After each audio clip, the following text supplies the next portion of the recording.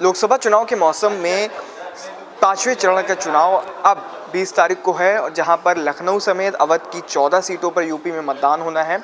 और लखनऊ से जहां एक तरफ भारतीय जनता पार्टी से रक्षा मंत्री राजनाथ सिंह मैदान में हैं, समाजवादी पार्टी से रविदास मल्होत्रा मैदान में हैं, बसपा ने सरवर मलिक को अपना प्रत्याशी बनाया है। वहीं इसी कड़ी में एक अनूठी पार्टी जो कि जिसका नाम है मर्द, वो मैदान में आ गई है और इन तीनों ही प्रत्याशियों को, तीनों ही पार्टियों को चित करने के लिए अपना पूरा दमखम लगाने की तरफ दिखाई दे रही है। मर्द पार्टी यानी मेरा अधिकार राष्ट्रीय दल, जिसके राष्ट्रीय अध्यक्ष कपिल मोहन जी हमारे साथ हैं।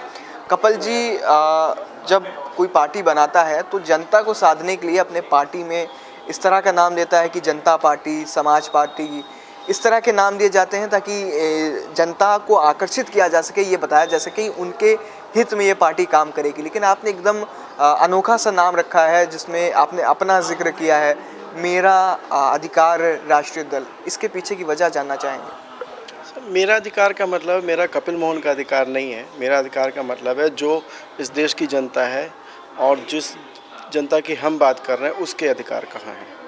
हम इसलिए पार्टी का नाम मर्द है, मर्द जरूर रखा है, लेकिन मेरा अधिकार और राष्ट्रीय दल, तो मेरा अधिकार को लेकर के भी बात है। और जो उसका शॉर्ट नेम आता है मर्द, तो कहीं ना कहीं हम उस आधी आबादी, जैसे आधी आबादी की बात कर रहे हैं। हमेशा जब आधी आबादी बोला जाता है तो हम लोग के जहन में एक ही बात आती है, महिला। लेकिन शायद जो दूसरी आधी आबादी, उधर आपका ध्यान जाता ही नहीं है, वो एक पुरुष वर्ग भी है। तो पुरुष वर्ग को जो कानून में जिस तरह से उपेक्षा करी गई है, हम लोग आज से नहीं है 20 साल से लड़ाई लड़ रहे हैं। एक एनजीओ के रूप में लड़े, मेंस हेल्पलाइन जारी करी, लेकिन हम लोग लगातार मिलते भी रहे राजनेताओं से कि हमारा पक्ष उठाइए। कुछ राजनेताओं ने हिम्मत भी की, सभी पार्टियों में की, लेकिन जब पार्टी स्तर पे बात आती है तो वो पीछे हट जाते हैं, बोलते हैं कि साहब महिला वोट नाराज़ हो जाएंगे। सो महिला वोट खुश करने के लिए आप पुरुष के शोषण की तरफ चल दिए। आप महिला का उत्थान करते, आप घरेलू हिंसा कानून के तहत आप उनको आत्मनिर्भर बनाते, तब तो समझ में आती बात। अब आप आत्मनिर्भर बनाने की बजाय पुरुष के शोषण पे आ गए हो कि वो घर बैठ के खाएगी, जिसके साथ चाहेगी उसके साथ रहेगी। आप बोलने वाले कौन होते हो? आपने शादी क्यों की है? आपने शादी की, गुजारा भत्ता दीजिए। तो ये सारी बातें यहाँ पे जब आने लग गई तो जो महिला स्वतंत्रता की बात की थी वो स्वच्छंदता की तरफ चली गई। तो ऐसे में जो पुरुष वर्ग है वो शोषित होता चला गया। आपका स्लोगन है कि बेटों के सम्मान में उतरे हैं मर्द मैदान में, जहां एक तरफ तमाम पार्टियां आधी आबादी की बात कर रही है, महिला सशक्तिकरण की बात कर रही, वहां आप मर्दों के मुद्दों को उठा रहे हैं। सब महिला सशक्तिकरण के खिलाफ नहीं है। हम चाहते हैं, महिला के सशक्तिकरण किसे कहते हैं आप? हम उसे सशक्तिकरण मानते हैं जब वो अपने पैर पर खड़ी हो, एक स्वाभिमान के साथ जिए। और वो सशक्तिकरण जो दे रहे हैं, वो कह रहे तुम कोर्ट में जाओ, तुम्हारे पति से हम तुमको छीन के दिलाएंगे, तुम चाहे मैके में रहो चाहे जहाँ रहो, बच्चे को भी ले जाती हैं। पुरुष का शोषण करना है उनको। एक भी प्रोविज़न में हमने खुद मुहिम चलाई थी कि हम 6 महीने और साल भर मेंटेनेंस देंगे। हमने मेंटेनेंस मना नहीं किया है, लेकिन वो लाइफ टाइम पेंशन बना दी उठा करके। तो ये तो आदमी का शोषण हो रहा है ना। फिर तो ये जो कानून बन रहे हैं अब, तो इनके खिलाफ आपने पूरी अपनी एक पार्टी बनाने का निर्णय लिया। सब बनाना पड़ा। जब कोई नहीं सुनेगा, क्या हम ऐसा नहीं कि हम सुबह उठे और शाम को हमने पार्टी बना दी। जब थक गए, कोई सुनने को तैयार नहीं है, और एक दो जो नेताओं ने कोशिश भी की उनको भी नहीं सुनी गई, तो आप क्या करोगे? खुद उठ के खड़े होगे। तो छोटे से ही शुरू होंगे। अच्छा, कहाँ से ये मर्दों के अधिकार की बात करने का आपको कहाँ से इंस्पिरेशन, प्रेरणा कहाँ से मिली? क्या कोई व्यक्तिगत भी ऐसी समस्या है जिससे आप सफ़र कर रहे हो, जूझ रहे हो? सर देखिए, व्यक्तिगत समस्या होती है तभी आदमी को चीज़ें नज़दीक से दिखाई देती हैं। फॉर एग्ज़ाम्पल, अगर हम कहें महात्मा गांधी जी थे, ट्रेन में सफ़र कर रहे थे, बढ़िया आराम से, ब्रिटिश बैरिस्टर थे, लेकिन जब इस बात फेंका गया कि वो काले हैं और टिकट जेन्युइन है, फिर भी फेंक दिया गया। तो आज हमारी स्थिति भी वही है कि जब हम सब कुछ जेन्युइन है, भारत के हम भी नागरिक हैं, हमको भी उतनी चाहिए, हमारी सुनी नहीं जाती। जब हमारे ऊपर पर्सनल केस हुआ तो हमने उसको नज़दीक से देखा, तो हमें लगा शायद हमारी वाइफ गड़बड़ है। क्या केस था? कुछ, अगर आपकी व्यक्तिगत बात है, लेकिन अगर कुछ, लेकिन अब जब मंच पे हैं तो लोगों को बताना होता है। कोर्ट केस था, वो डिसाइड एक हो गया, एक अभी है उसमें। तो मेरा डिवोर्स भी मेंटल क्रूअल्टी ग्राउंड पे हुआ। मेंटली जो महिलाओं की एक आदत है कि मेरे हिसाब से चलो, नहीं तो हम जेल करा देंगे।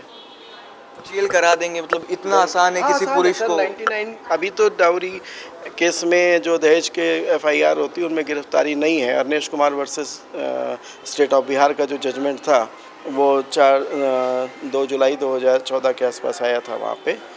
उसके पहले 99 के जिस दौर के मेरा केस है उस समय सर आप एक एफआईआर लिखा, जो जिस कपड़े में होता था उठा लेते थे। जैसे आज पॉक्सो का हाल है, पॉक्सो जिसके ऊपर लग जाता है उसको पकड़ना तय है। वो आपने देखा है क्या होता है। इस समय उस समय दहेज था, आज पॉक्सो चल रहा है इस तरीके से। तो इस दौर से हम गुजरे थे। तो फिर पहले लगा वाइफ खराब है, फिर हमने देखा सिस्टम जो प्रक्रिया बनी हुई है वो इतनी जटिल है और इतनी लेंदी बना रखी है कि उसमें सुनवाई आदमी की है ही नहीं। तो क्या मानते हैं कि जो महिला और पुरुष के विवाद में जितने भी केसेस होते हैं, क्या उसमें पुरुष के ऊपर मतलब हैरेसमेंट होता है? प्रक्रिया के नाम पे हैरेसमेंट होता है। फॉर एग्जांपल अगर एक लड़की अभी फ़ोन कर दे यहीं बैठे हुए हैं, पुलिस तुरंत आ जाएगी, आपका बयान लेगी, लेकिन ये मान के चलिए आपके खिलाफ़ चार्जशीट उसे दाखिल करनी ही करनी है। अगर पुलिस चार्जशीट नहीं दाखिल करती है तो उससे सवाल जवाब हो जाता है। ठीक, तो 99% केसेस में पुलिस चार्जशीट दाखिल करती ही करती है। अब आप अपनी बात कहाँ कहोगे? कोर्ट में कहोगे। कोर्ट में कहने के लिए जमानत लाओ, ये लाओ, वो लाओ, फिर महिला का पक्ष पहले सुना, आपका अभी भी नहीं सुना जाएगा, पहले उसके बयान होंगे। तब तक आपके नाम के अखबारों में पोस्टर छप जाएंगे, बलात्कारी है, दहेज लोभी है, रोज छपते हैं, अखबार बाई नेम छपते हैं। उसका तो आपने करेक्टर छीन लिया। उस दूसरे पक्ष को सुनने वाला कोई नहीं है। वो अपनी बात कहाँ जज के सामने कहने का समय ही नहीं, उसको मौका ही नहीं मिलता है। और जब तक वो कहता है तब तक उसे गुजारा भत्ता लाद देंगे, एक घरेलू हिंसा भी लाद देंगे, दूसरे शहर में है तो वहाँ से केस लाद देंगे, वो वकील करता फिरता है, उसका कहने का नंबर ही नहीं आ पाता सर। अच्छा, मैनिफेस्टो में आपने क्या क्या किन किन बातों का जिक्र किया? सर मैनिफेस्टो हमारा पूरा इसी तरीके से है कि मेंस पावर लाइन के लिए हमने बोला, देखिए मंत्रालय बनाने में तो सरकार चाहिए, लेकिन अगर हमें सांसद लेवल पे एक अगर मेंस हेल्पलाइन भी बनानी को हुई तो हम बना देंगे। एक ऑलरेडी हमारी एक पहले इस पॉलिटिकल पार्टी से पहले हम सेव इंडियन फैमिली एक मूवमेंट है, हम उससे जुड़े, हेल्पलाइन रन करी है, वो निजी खर्चे पे है बट सक्सेसफुली चल रही है। उसका हेल्पलाइन नंबर हम बता दे रहे हैं 8882498498 8882498498। ये सन 2013 से रन हुई। हम उसमें देखते थे, काउंसलिंग भी देख रहे थे, ऐसे ऐसे लड़कों के फ़ोन आते थे, कोई फांसी लगाने जा रहा, कोई रोटा जा रहा, कोई रो रहा है सर। क्या ऐसे लोगों की आवाज़ बनने का आपने एक निर्णय लिया है? सर निर्णय तो हम लोग कोशिश कर रहे थे कि शायद कुछ जिन सांसदों के पास जा रहे थे शायद वो मुद्दा उठा लें। इंतज़ार ऐसा नहीं कि आज सुबह गए शाम को बना लिया। 2013 हमने सारे आंकड़े उनको प्रस्तुत किए, सर इतनी कॉल्स आ रही हैं, लेकिन बस वही है, महिला वोट बैंक, महिला वोट बैंक, महिला वोट बैंक। तो 50% ये आबादी कहाँ जाएगी? तो फिर हमको फिर आना पड़ा। हमको क्या, हमारी पूरी मुहिम चल रही है, खाली हम लीड कर रहे हैं, बाकी लोग तो साथ में है ना उस पर। तो ये हुआ कि इसको बनाई जाए पार्टी। अब पार्टी गठन तो आप समझते हैं लंबी प्रक्रिया है, उसको पूरा किया गया। फिर लोकसभा लड़े भी हम लोग, आते ही आते लड़े। मैं लखनऊ से लड़ा, हमारे साथी आशुतोष जी है बनारस। अच्छा, कब पार्टी की स्थापना हुई थी और क्या इससे पहले कोई चुनाव लड़ चुके हैं आप?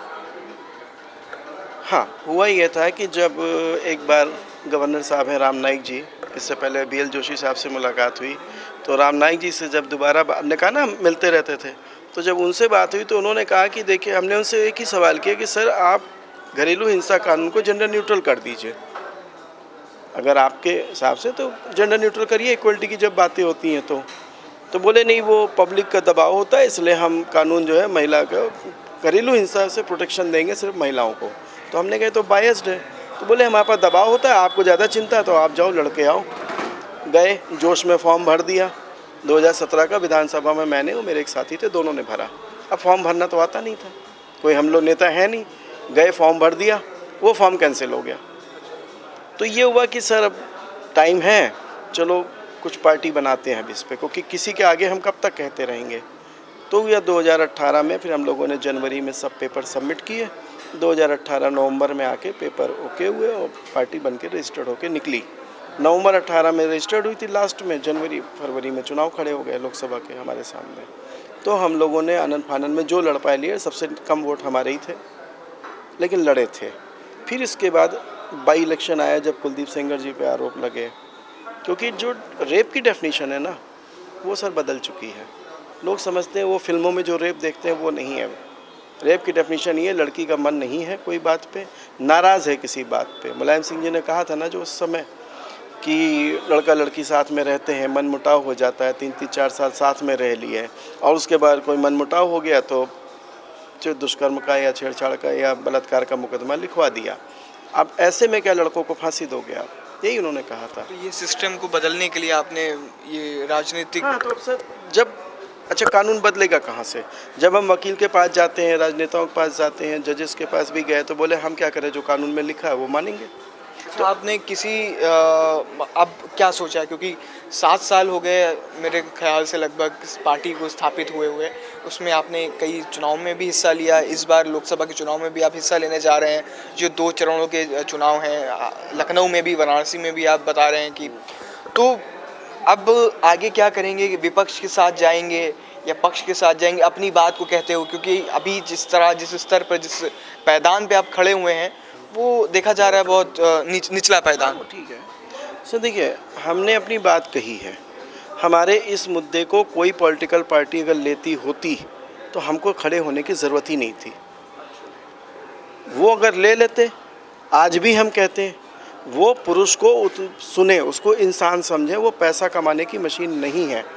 उसको महिला को खुश करने के चक्कर में आदमी को प्रताड़ित मत करो आप लिव इन एडल्ट्री जैसी छूट एक तरफ दे रहे हो, ये नहीं होना चाहिए। देखिए जहाँ तक ऐसा नहीं कि हम महिला के पक्ष की बात नहीं कर रहे हैं, मर्द पार्टी ज़रूर है, लेकिन मर्द जो होता है जब उसकी फैमिली पे आँच आती है तो वो खड़ा होता है। और ये जो लड़ाई है सिर्फ पुरुष अधिकार की नहीं है, परिवार की है। क्योंकि जब दहेज का मुकदमा दर्ज होता है तो जब एक बहू मुकदमा दर्ज कराती तो सास, नंद, देवरानी, जेठानी सबको लपेटती है। उस समय जब महिला पे केस होता है तो कोई भी महिला संगठन उनका साथ नहीं देता है। हम पुरुष हैं, हम किस बात के लिए लड़ते हैं? हमारी माँ बहन पे कोई गलत ना होने पाए, हम उसके लिए खड़े हैं। आप हमें जेल में डाल दो, हम खड़े हैं, लेकिन हमारी सिस्टर को, माँ को मत घसीटो, यही तो लड़ते हैं। जो सरकार कहती है कि हम बहन बेटियों के साथ खड़े हैं, वो हमारी बहन बेटी के साथ नहीं खड़े हैं। कम से कम हम पुरुषों की माँ बहन के साथ वो नहीं खड़े हैं, वो हमारी बीवी के साथ खड़े हैं। उसको एडल्ट्री देने को तैयार हैं, उसको लिव इन में रहने को देने को तैयार हैं, और हमारी घर की बहनों को भी कहते हैं कि हम लिव इन एडल्ट्री की छूट दे रहे हैं। तो सर घर टूट जाएगा। हम महिला के सपोर्ट में खड़े हैं, पुरुष हैं, मर्द हैं, अपने घर की महिलाओं की रक्षा करना जानते हैं। लेकिन अगर कोई महिला परिवार विरोधी तत्व में जाएगी तो फिर हमको परिवार पहले देखना पड़ेगा, फिर हम महिला लड़ेंगे। हमको कभी आमंत्रित किया जाएगा कानून बनते समय तो हम बिल्कुल लड़ेंगे। हमारी किसी पार्टी से लड़ाई नहीं, हम तो साहब बीजेपी के कुलदीप सेंगर के लिए लड़ गए। हम मुलायम सिंह की बात कर रहे हैं, उन्होंने कहा था कोई कानून का मिसयूज़ करेगा तो सज़ा देंगे। हमारा किसी पार्टी से झगड़ा ही नहीं है सर। आपका किसी पार्टी से झगड़ा नहीं। अच्छा, एक अंतिम सवाल कर लें कि क्या सिर्फ आपका उद्देश्य जो पुरुषों के हित में जो अन्याय हो रहा है उनको न्याय दिलाना है, या फिर कहीं ना कहीं इसके पीछे कोई राजनीतिक फ़ायदे, राजनीतिक लाभ लेने का भी कहीं उद्देश्य? सर कोई मेरे परिवार में कोई ऐसा पॉलिटिशियन नहीं रहा है, और ना मैंने को पता है कि क्या होगा इस तरह से।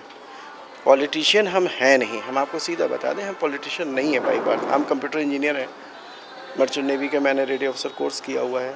IBM ASP में हम 7 साल सर्वर मेंटेन करते रहे, IBM से मेंटेन किया है। डेटा प्रोसेसिंग का जॉब करते हैं गवर्नमेंट के, तो हमारी ये लाइन ही नहीं है। हमें तो इसलिए आना पड़ा कि जब सम्मान ही नहीं बच रहा है तो हम करेंगे क्या। हर समय मतलब आपको कहना नहीं चाहिए, मेरे पास 28 मुकदमे हैं इस समय, 2 खाली क्रिमिनल है, बाकी सब जमीन लूटी जा रही है इस समय। क्या क्या लड़ लूँ सर मैं? 28 मुकदमे की स्थिति आप समझते हैं क्या होता है आदमी की? नौकरी नहीं कर सकता वो। हर समय वकील को देने के लिए रोज़ 1-2 हज़ार रुपये रखिए जेब में, कैसे मैनेज करोगे आप? तो जब ज़िंदगी जानी ही है हमारी तो फिर लड़ते हुए चलो। लड़ तो सकते हैं ना, बात खत्म है। हम क्यों सरेंडर करेंगे? कई खाली ये तो हमने आपको एक नमूना दिया है कि ये इस ढंग से फैमिली में मेंस का हरेसमेंट है। कचहरी तहसीलों में क्या हो रहा है अभी वो देखिएगा तो और चौंकेंगे आप। तो जो हमने झेला वो हम आपको बता रहे हैं, कैसे इसका निवारण हो, कि ना किसी महिला के खिलाफ है। हम तो कह रहे हैं महिला को आत्मनिर्भर बनाइए, और जो महिला घर जोड़ के चल रही है हम उसके साथ 100% हैं। हम उस महिला के ज़रूर खिलाफ़ हैं जो कहती है हम चाहे पति के साथ रहें ना रहें, हम चाहे जिसके साथ रहेंगे, चाहे जिसके साथ घूमें, आप बोलने वाले कौन होते हो, तो वहाँ पे मर्द पार्टी विरोध करती है। ना हम किसी पुरुष से कहेंगे कि आप पत्नी को छोड़ के रहो किसी के साथ। हम पुरुष को भी विरोध, एडल्ट्री और लिव इन का हम विरोध कर रहे हैं इन स्पाइट ऑफ जेंडर। बिल्कुल, देखिए राजनीति में ज़रूर हैं, लेकिन ना ही किसी राजनीतिक दिल से कोई लड़ाई है, ना ही किसी महिला विरोधी पार्टी का इनके ऊपर टैग है, बल्कि ये इनकी बातों से जो समझ में आया, ये चुनाव लड़ रहे हैं जो पुरुषों के हित में सिस्टम बना हुआ है, जो पुरुषों के हित में कानून है, इस पूरे सिस्टम में एक चेंज लाने के लिए। तो फिलहाल इन्होंने अपनी पार्टी की स्थापना भी कर ली है। 2017 में स्थापना हुई, 18 में स्थापना हुई और उसके बाद चुनाव भी लड़े और इस बार के लोकसभा चुनाव में भी ये अपनी भागीदारी दे रहे हैं। और देखने वाली बात होगी कि जो पुरुषों की बात ये कर रहे हैं, इसमें ये कितनी सफलता हासिल कर सकते हैं। लखनऊ से इन खबर के लिए एहसन रिजवी।